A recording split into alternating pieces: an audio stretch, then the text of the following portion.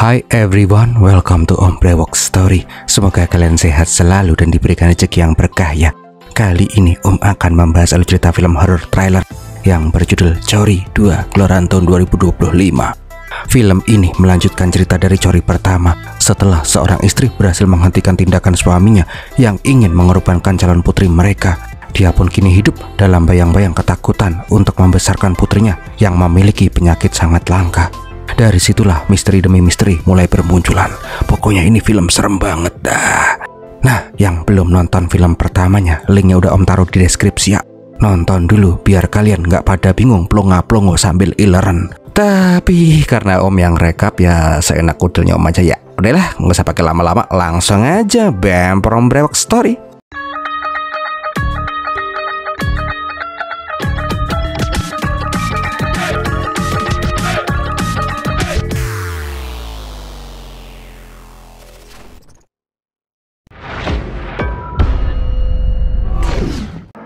Awal kisah, di sebuah ladang tebu diperlihatkan ada anak kecil yang berlarian bingung. Di saat itu ada sosok anak kecil lain yang sangat mirip dengan tuh bocah. Dia pun berkata, "Ibu sedang mencarimu."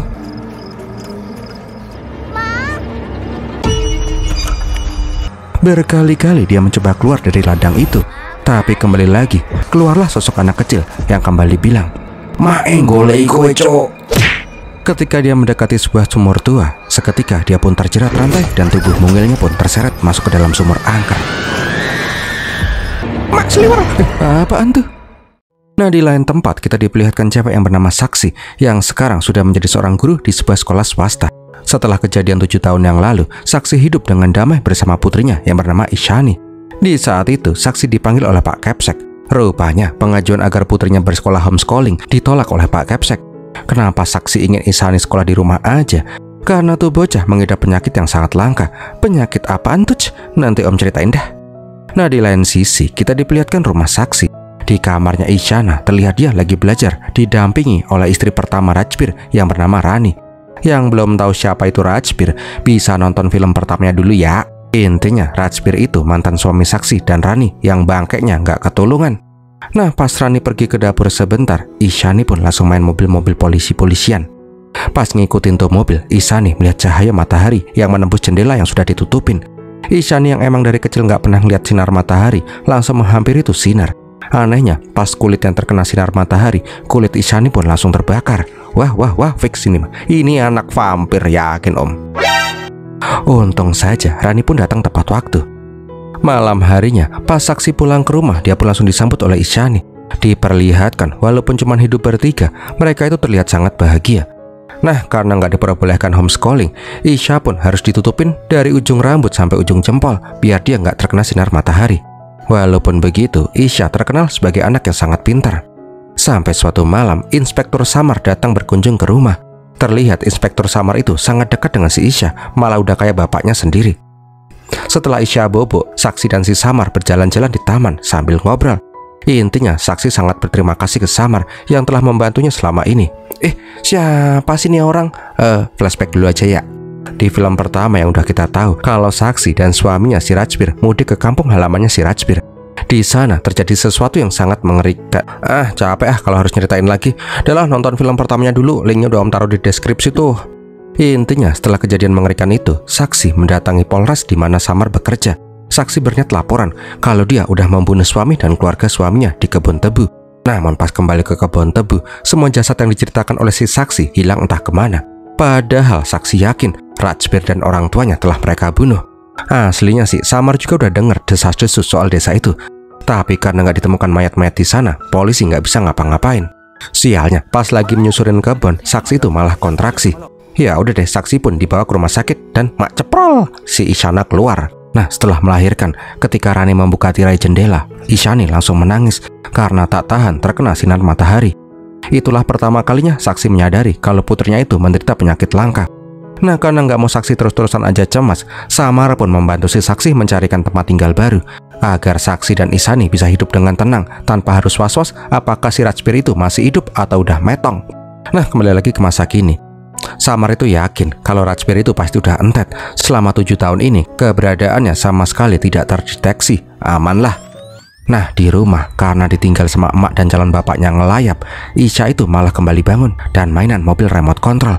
Anehnya, Isha itu menyadari ada aura-aura apek yang sangat pekat. Wah ini nih, mulai nggak suka nih, lampu tiba-tiba kedap-kedip sendiri. Sialnya, tuh mobil malah masuk ke dalam kolong kasur. Bajingan, di belakang apaan jancuk? Ngelihat demit serem, Isha pun langsung kabur, jelas. Pas memanggil-manggil si Rani malah lagi asik dengerin radio di luar. Ngerasa tuh demit udah pergi, Isha yang masih polos malah kembali ke kamarnya.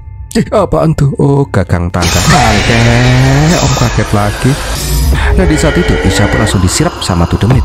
Isha kecil pun langsung pergi keluar rumah. Namun, pas dikejar sama si Rani, Isha langsung diculik plus sama si Raninya sekalian, satu paket. Ketika Samar mengantar saksi pulang, mereka tuh baru sadar kalau pintu rumah udah kebuka. Nah, pas dicek rumahnya udah nggak ada siapa-siapa. Sadar ada yang janggal, polisi pun langsung diterjunkan untuk mengecek rumahnya si saksi. Samar pun berjanji dia akan segera menemukan Rani dan Ishani. Nah, yang paling dikhawatirkan oleh si saksi adalah matahari. Bila Ishani terkena matahari, tuh bocah akan langsung kering kayak dendeng. Setelah semua polisi pergi, saksi pun mencoba tidur sambil menangis. Anjir, tangan siapa tuh? Lah, kok ada Ishani? Lah. Oh, waduh, cuman mimpi. Kebetulan banget, Samar pun menelpon si saksi. Dia tuh ngasih tahu kalau mereka udah berhasil menemukan jejak penculik Ishani dan si Rani dari CCTV ATM di depan pasar. Penculik itu berhasil diidentifikasi. Orang itu bernama Tahu, kepala desanya si Rajbir tinggal dulu. Setelah mendapat info itu, Samar dan si saksi langsung gaskui ke desanya si Rajbir. Sialnya, polisi yang datang cuma dikit karena polisi yang lain lagi pada party di pesta ulang tahun pejabat. Nah, pas Samar lagi sibuk sama anak buahnya, saksi melihat ada anak bocah yang memandangi dia dari balik pohon tebu. Ketika diliatin, tuh bocah pun langsung membuang sebuah boneka santet. Saksi pun yakin benar, tuh boneka santet digubet-gubet dengan bajunya si Ishani. Sadar ada yang mencurigakan, Samar dan polisi yang lain pun langsung bergerak. Tapi di tengah jalan, saksi kembali melihat boneka santet. Pas menyusurin kebun tebu, mereka sampai di sebuah pohon angker di tengah kebun. Semua polisi pun disuruh berpencar. Di saat itu, saksi kembali menemukan boneka santet tepat di bawah pohon. Kambing, tiba-tiba polisi-polisi disambitin sama anak-anak bangor. Di saat semua polisi pada kelimpungan, saksi pun diculik oleh seseorang. Rupanya yang menculik saksi itu adalah si Rajbir, mantan suami saksi yang ternyata masih hidup. Belkedes, main keplak aja, ya saksi langsung pingsan lah. Sadar si saksi hilang, Samar pun langsung panik. Samar pun bingung parah karena udah digubek-gubek, saksi sama sekali nggak kelihatan. Tanpa sadar kalau di bawah pohon yang sudah hangus terbakar ada jalan tikus yang langsung tersambung ke ruangan bawah tanah. Nah, ketika saksi siuman, dia melihat anak-anak tadi sedang menyeretnya di sebuah tempat yang sangat gelap.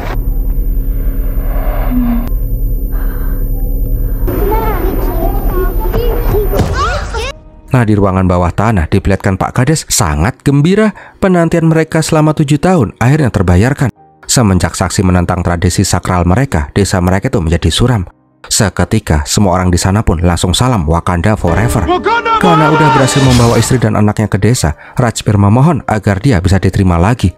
Emang sih ya, semenjak kejadian 7 tahun yang lalu, Rajbir itu dikucilkan dari suku karena dia dianggap tidak mampu menjaga kesucian tradisi mereka. Pak Kades Tahu pun bilang semua keputusan berada di tangan pemimpin mereka, Pradanji. Biar beliau yang memutuskan apakah Rajbir itu boleh join lagi atau enggak. Nah, di saat itu diperlihatkan seorang wanita bertudung yang mengetuk pintu Pradanji. Pradanji memberikan titah mereka harus menjalankan prosesi pengorbanan.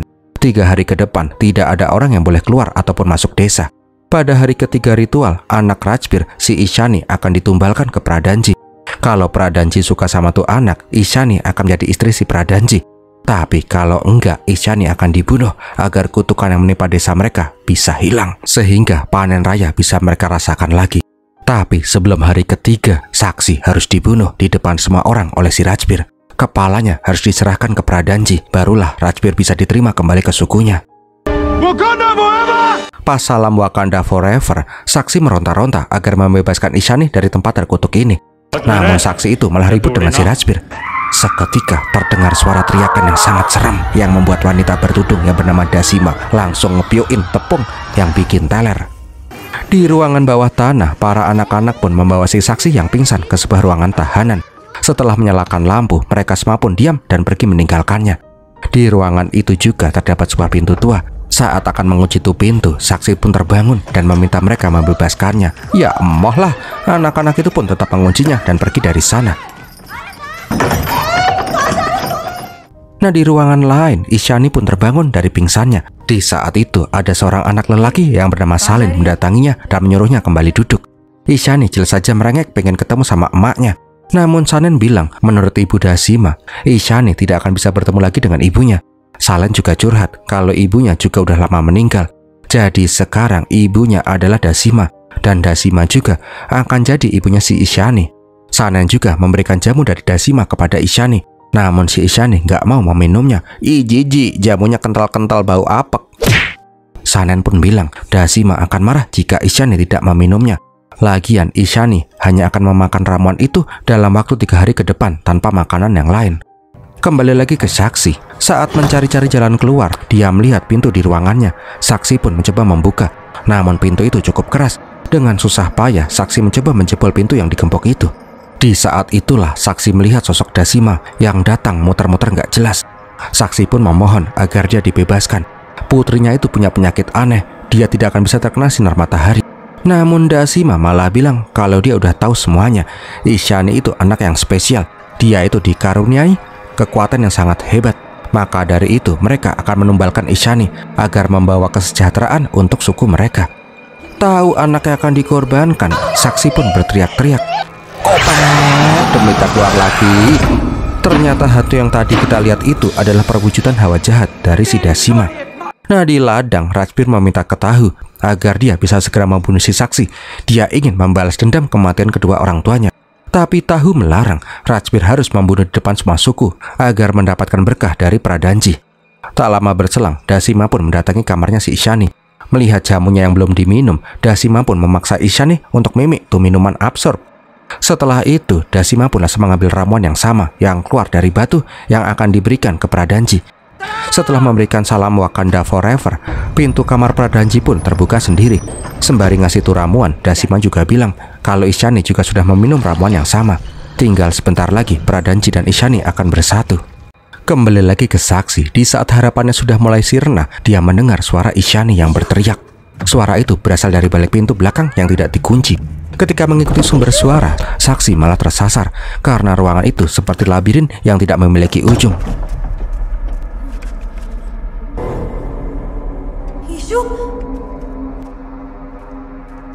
Udah gelap, muter-muter, kurang horor apa ini film? Singkat cerita, langkah kaki Saksi pun membawanya ke sebuah tempat yang dikelilingi segel mantra. Karena rasa inginnya segera menemui putrinya, Saksi pun malah melewati segel mantra tersebut.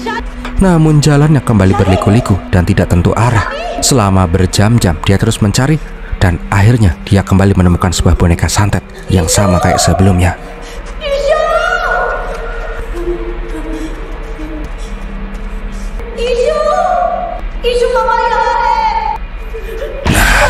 Apaan tuh?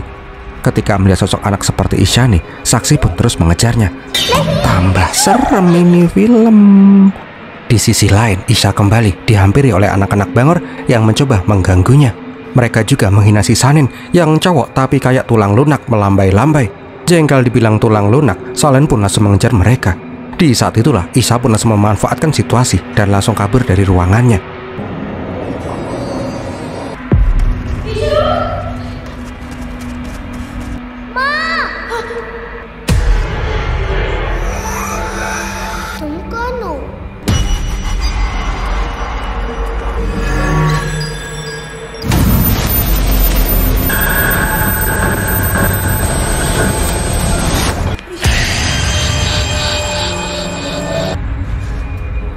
Saksi yang melihat boneka santet tiba-tiba terbakar yakin benar Isha pasti dalam bahaya.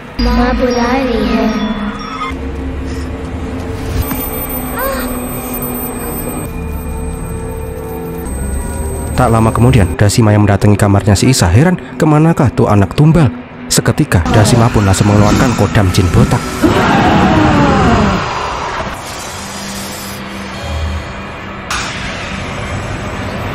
Melihat Isha yang terluka parah karena terkena sinar matahari, Dasima pun langsung berlari keluar untuk menyelamatkan si Isha. Anehnya, kulitnya si Dasima juga terbakar ketika terkena sinar matahari. Wah, tipe ternyata mereka. Dengan ramuan yang dibuat, tubuh Isha pun langsung dibuntel-buntel biar luka bakarnya hilang. Di titik ini, Dasima mulai menaruh perasaan terhadap si Isha yang emang anaknya si lucu. Tapi obrolan mereka harus terganggu ketika si Tahu datang. Dia meminta Dasima terus mengawasi tuh bocah anak bocah. Karena hanya Isanilah yang bisa mengobati penyakit Pradanji. Semua dari mereka tahu kalau Pradanji tidak bisa disembuhkan, kekeringan di desa mereka akan terus berlanjut. Dasima menyuruh si Tahu untuk diam. Sebagai istri Pradanji, Dasima tahu langkah apa yang harus dia ambil untuk mengobati si Pradanji. Sedangkan saksi yang sadar boneka santetnya udah gosong malah mengikuti sumber suara yang sangat serem. Di atas, Samar dan seorang polisi mendatangi ladang tubuh kembali. Samar tidak bisa menunggu sampai bantuan datang untuk menolong si saksi. Ketika masuk ke tengah ladang, Samar melihat anak-anak sedang keluar dari sumur tua. Setelah para anak-anak itu pergi, dia pun melihat ke dalam sumur yang kering itu. Udah nggak usah nungguin backup-backupan, Samar langsung nyemplung ke sumur tua itu sendirian. Di ruangannya, Dasi pun memberitahu ke Isani jika alergi matahari yang mereka derita itu adalah anugerah yang sangat mulia. Dasi menceritakan sebuah kisah di mana seorang raja yang tak punya anak berdoa kepada dewa matahari. Matahari memberkatinya dengan seorang anak perempuan. Tapi raja itu malah marah karena anak perempuan adalah beban dan tidak bisa menggantikannya sebagai raja setelah dia mati. Raja ingin anak perempuan itu diambil kembali oleh matahari. Tapi matahari bilang dia lebih baik membakar anak itu daripada mengambilnya kembali. Dan semenjak saat itulah anak perempuan itu selalu saja terbakar jika terkena matahari. Sampai suatu hari, manusia gua melihat perempuan itu dan membawanya ke gua. Dengan kekuatan istimewanya, dia menyembuhkan anak perempuan itu. Manusia gua itu sebenarnya adalah pangeran kegelapan yang tinggal di gua gelap. Kesepiannya selama berabad-abad sirna karena sekarang dia ditemani oleh anak yang ditolak matahari. Karena telah diselamatkan, gadis kecil itu pun menjadi menyukai pangeran dan mulai merawatnya. Karena kesetiaan gadis kecil itu, pangeran pun menghadiahkannya kekuatan khusus agar terlindung dari matahari. Setelah dewasa, anak itu pun menjadi wanita yang sangat cantik. Pangeran dan wanita itu pun mendapatkan karunia tidak akan pernah bisa menua. Mereka pun akhirnya menikah, dan setelahnya hidup bahagia. Mendengar cerita itu, Ishani pun sadar kalau itu adalah cerita dari si Dasi. Ishani juga mau hadiah perisai agar dia bisa terlindung dari sinar matahari. Dasi pun bilang kalau sekarang Pangeran Pradanji saat ini sedang sakit. Tapi jika Ishani dapat merawatnya dan pangeran menyukai si Ishani, maka kemungkinan pangeran akan menghadiahkan kekuatan juga kepada si Ishani. Setelahnya, Dasi langsung memberikan minuman ramuannya. Kembali lagi ke saksi. Ini film bolak-balik. Adalah intinya aja ya, pas mencari si Ishani, saksi melihat sekumpulan emak-emak yang sedang mencari anak mereka.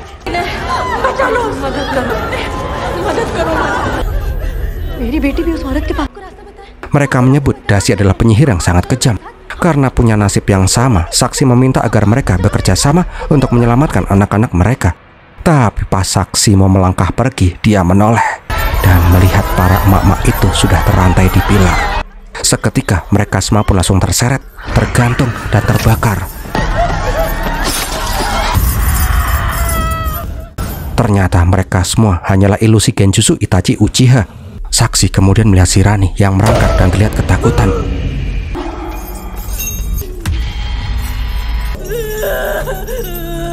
Tiba-tiba Rajbir datang dan langsung membunuh Shirani. Rajbir juga langsung menyeret tubuhnya Shirani dan membuangnya ke sebuah lubang yang sangat gelap. Lagi-lagi, itu hanyalah ilusi yang dilihat oleh si saksi. Namun saksi yakin benar kalau Rani memang sudah dibuang ke ruangan itu. Nah, di lain sisi, Ishani yang tertidur kesakitan perutnya. Dasi pun datang untuk melihat keadaannya. Dikala itu, Dasi pun menyadari kalau Ishani yang masih 7 tahun sudah datang bulan.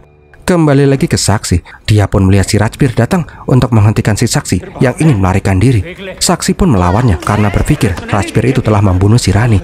Emosi dengan si saksi, Rajbir ingin membunuhnya di saat itu juga. Tapi tiba-tiba sosok jin botak keluar tepat di belakangnya si saksi. Dasi bilang ada kabar baik, usahanya telah membuahkan hasil. Dasi ingin mengucapkan selamat kepada si saksi karena putrinya telah tumbuh dewasa. Karena hal itu, Ishani pun sudah siap untuk dikorbankan. Saksi pun kaget mengetahui Ishani telah mengalami menstruasi di usianya yang masih 7 tahun. Rupanya ramuan yang selama ini Dasi berikan adalah obat untuk mempercepat masa puberitas. Ketika Dasi mau pergi, Rajbir pun kembali menyiksa si saksi sampai dia tulung-tulung. Di ruangan Pradanji, saksi memberikan darahnya si Ishani. Dasi juga bilang ke Tahu kalau Pradanji menerima si Ishani. Tahu pun menyampaikan kabar tersebut ke pengikutnya dan ritual akan segera dilakukan malam ini juga. Dia meminta mereka semua melakukan persiapan. Pokoknya Wakanda forever, Wakanda forever, Wakanda forever. Singkat cerita, Ishani pun langsung ditaruh di wadah tempayan untuk didoain. Menurut adat istiadat sesat mereka, ketika perempuan tumbuh setinggi pinggang lelaki, maka dia sudah siap melayani pria yang dianggap sebagai pemimpin mereka. Menurut si Dasi, Ishani itu dilahirkan untuk melayani si Pradanji. Ini adalah kehormatan yang sangat besar. Nah, di lain sisi, saksi yang terluka parah akhirnya tersadar dari pingsannya. Dia pun merangkak untuk mencari jalan keluar.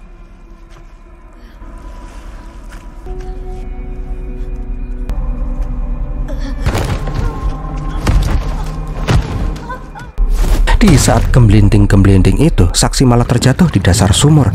Anehnya, sumur yang tadinya padat seketika berubah menjadi air. Di saat itu, dia melihat jasad-jasad emak-emak yang tadi saksi lihat, termasuk si Rani. Saksi yang udah sadar langsung berusaha naik ke permukaan air. Bangke, ini film kok seremnya nggak habis-habis ya. Jasad cewek-cewek tadi tiba-tiba ikutan naik ke permukaan. Ini serem banget dah. Rani.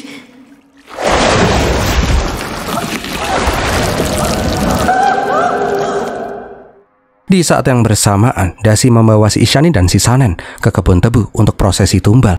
Di saat itu, Salen bercerita kalau ibunya juga meninggal setelah dia dan saudari kembarnya lahir. Namun saudari kembarnya terbunuh karena dia seorang perempuan. Salen itu tetap hidup karena dia adalah seorang lelaki. Ya, walaupun sedikit semlehai tulang lunak sih ya. Karena iba melihat si Ishani, Salen berjanji akan membawa si Ishani ke ibunya. Namun Dasi langsung meminta si Salen mengabarin ke Tahu kalau mereka sudah siap. Ya udah deh, Salen pun segera pergi. Nah, di lain tempat, Tahu lagi bersama si Rajbir. Rajbir menjamin kalau dia telah memukul si saksi sampai mati. Mendengar itu, Tahu langsung marah karena seharusnya Rajbir itu memenggal kepalanya si saksi di depan semua orang. Ternyata bukan Pradanji yang meminta kepalanya si saksi, melainkan Tahu sendiri. Itu agar para perempuan di desa tidak berani macam-macam dengan adat istiadat mereka. Tahu pun meminta si Rajbir membawa saksi ke istana Pradanji, lalu memenggalnya di hadapan semua orang. Salen yang mendengar semua pembicaraan mereka segera berlari ke sumur dan masuk ke lorong istana. Di saat berjalan, dia langsung ditangkap oleh si Samar. Samar memintanya memberitahu jalan keluar.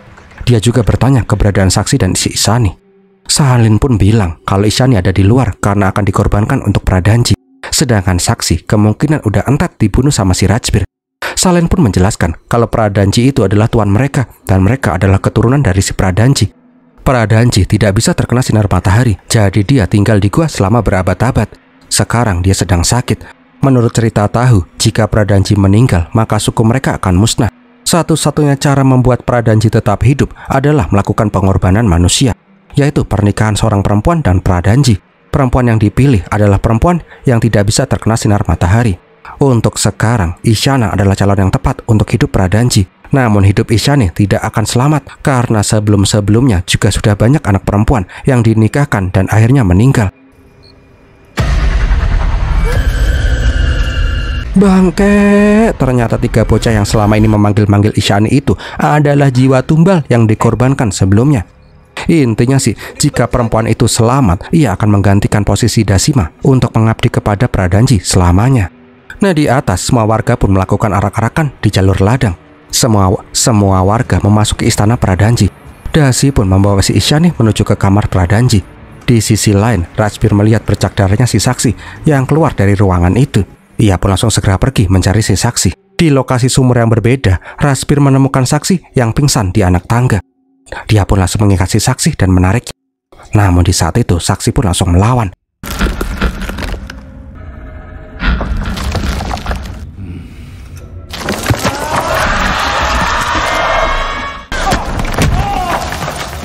Anehnya, saksi yang sebelumnya udah keser-keser sakratul maut sekarang jadi sangat kuat. Saksi juga gantian mencabuki si Rajbir sampai helep-helep.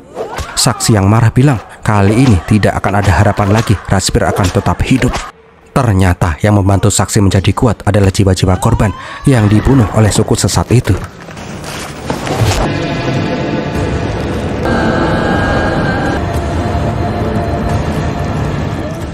Setelah membun-bun Rajbir bangke, Samar dan si Salen datang ke sumur tua itu. Tetep ya, polisi datangnya telat. Ya, seenggaknya lebih baik polisi India lah. Setelah telatnya mereka itu bakalan datang. Nggak kayak negara mana gitu ya, nunggu viral dulu baru pada bergerak tuh polisi. Tapi Om lupa negara mana ya? Bakso. Nah di bawah, Tahu pun bertanya kenapa Rajbir belum datang membawa si saksi. Di saat itu ada bocah yang ngasih tahu kalau dia melihat ada seorang polisi di atas. Tanpa aba-aba, para warga pun langsung berlarian menuju atas. Mereka pun menemukan saksi bersama Samar dan si Salin.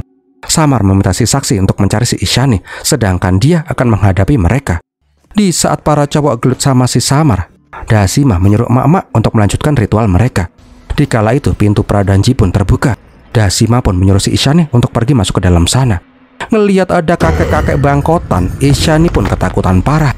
Tapi Dasima mengingatkan kalau Isyani nanti akan mendapatkan sayap pelindung. Isyani yang ketakutan meminta Dasima menemaninya. Ya udah, Dasi pun mengantarkan si Isyani. Ya langsung digondol tuh bocah.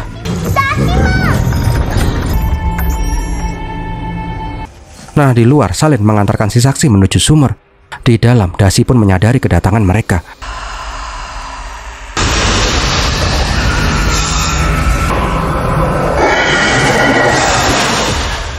Tapi kali ini saksi udah nggak takut dengan kekuatannya si Dasi. Apa itu jin gundul? Digerayangin emak-emak di sumur jauh lebih serem, bos. Ia pun terus berjalan hingga menemui sosok asli Dasima. Saksi pun bilang dia ingin membawa putrinya. Tapi Dasi bilang tidak akan ada yang bisa membuka pintu Brandanji kecuali kemauannya sendiri. Gelutlah mereka. Dasima pun bilang ini kehormatan sebagai perempuan dalam adat mereka untuk melindungi Pradanji. Namun saksi berkata jika kehormatan tak mungkin mereka memanggilmu dengan sebutan Dasi, karena Dasi itu berarti pelayan. Dengan bantuan kekuatan jiwa-jiwa yang tersesat, saksi mencoba meyakinkan Dasima kalau dia itu cuma jongos yang dimanfaatkan oleh Pradanji. Untuk apa mereka mempertahankan hidup Pradanji sampai harus mengorbankan para perempuan? Saksi pun berusaha membuka pintu Pradanji dengan bantuan para roh perempuan yang dibunuh di sana. Ketika itu, Dasi hanya bisa melihat betapa besarnya rasa sayang mereka ke anak-anak mereka, sehingga pintu yang tidak bisa dibuka akhirnya terbuka. Singkat cerita, saksi pun masuk ke ruangan Pradanji dan mencari si Isya. Akhirnya dia pun menemukan si Isya yang disembunyikan di sebuah peti dengan tangan di rantai. Saksi pun sangat sedih bercampur bahagia karena akhirnya bisa menemukan putrinya. Di saat akan membawa si Isyani, saksi menyadari ada yang sedang mengintip mereka. Dan keluarlah sosok seorang yang sangat menyerupai dirinya.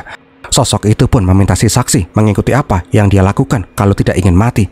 Sialnya, saksi asli malah didorong dan saksi palsu langsung memasukkan Isyani ke dalam peti lagi bersama jiwa-jiwa bocah-bocah yang sebelumnya telah mati. Pas saksi membuka peti itu lagi, keluarlah kakek-kakek jelek hitam lusuh kudisan Pradanji. Walaupun kena sirep, saksi pun mencoba membawa kabur si Isyani. Tapi Isyani ikutan kena sirep dan melakukan salam Wakanda Forever. Di titik itulah jiwa Isyani langsung diserap oleh Pradanji. Ketika udah nggak punya harapan lagi, tiba-tiba jin botak Dasima ikutan join mabar. Dasima yang telah sadar mencoba menyelamatkan saksi dan Isyani. Alhasil, Pradanji yang emang lagi sakit nggak bisa mengalahkan kekuatan jin botak.